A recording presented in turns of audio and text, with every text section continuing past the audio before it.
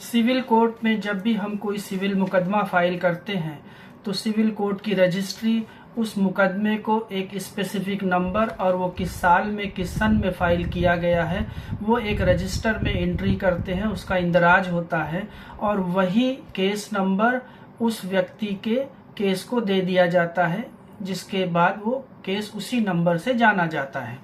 लेकिन family court में मुकदमे के नंबर और ईयर के साथ साथ एक स्पेसिफिक अल्फ़ाबेटिकल नंबर भी दिया जाता है, A, B, C, D और E। तो अब ये जानेंगे कि ये फैमिली कोर्ट हर मुकदमे को A, B, C या इस तरह के अल्फ़ाबेटिकल नंबर क्यों देता है। तो बॉम्बे हाई कोर्ट ने सभी फैमिली कोर्ट को ये डायरेक्शन दिया गया है कि फैमिली कोर्ट एक रजिस्टर मेंटेन करें अलग अलग टाइप के, और उस रजिस्टर को A, B, C, D और E रजिस्टर के नाम से जाना जाएगा और उस रजिस्टर में फैमिली कोर्ट में फाइल होने वाली अलग अलग सूट या प्रोसीडिंग्स का इंदराज होगा या उसमें वो उल्लेखित किए जाएंगे। तो पहला रजिस्टर है A रजिस्टर। A रजिस्टर में कौन कौन से मुकदमे या कौन कौन से सूट का उल्लेख होगा, तो उसमें A रजिस्टर में सूट या proceeding between the parties in respect of decree of nullity of marriage, restitution of conjugal rights, judicial separation और डिसोल्यूशन ऑफ मैरिज। मतलब जो मुकदमे तलाक के लिए या जुडिशियल सेपरेशन के लिए फाइल किए जाएंगे उन मुकदमों का विवरण A रजिस्टर में दर्ज किया जाएगा। दूसरा रजिस्टर है B रजिस्टर।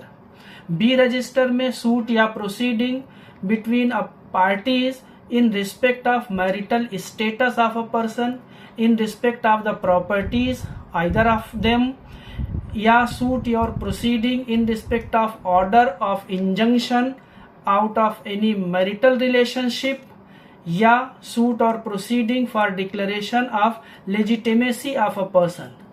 इस तरह के जो मुकदमे होंगे वो सारे B रजिस्टर में लिखे जाएंगे, उनका विवरण B रजिस्टर में दर्ज किया जाएगा। अगला रजिस्टर है C रजिस्टर। C रजिस्टर में सूट या प्रोसीडिंग फॉर मेंटेनेंस। अगर कोई मुकदमा मेंटेनेंस के लिए, भरण पोषण के लिए हिंदू मैरिज एक्ट में फाइल किया गया है तो उसका उल्लेख C रजिस्टर में होगा। अगला रजिस्टर है D रजिस्टर।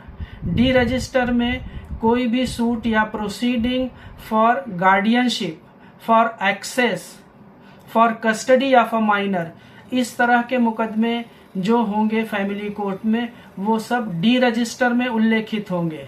और अगला रजिस्टर है लास्ट रजिस्टर E रजिस्टर। और E रजिस्टर में सूट या प्रोसीडिंग, E रजिस्टर में proceeding under section 125 of CrPC. 125 CrPC के तहत मेंटेनेंस की जो प्रोसीडिंग फाइल होगी फैमिली कोर्ट में उसका उल्लेख E रजिस्टर में होगा। अब अलग अलग रजिस्टर में अलग अलग तरह के मुकदमे लिखे जाएंगे और उसी अनुसार उस प्रोसीडिंग को A, B, C, D या E नाम दिया जाएगा।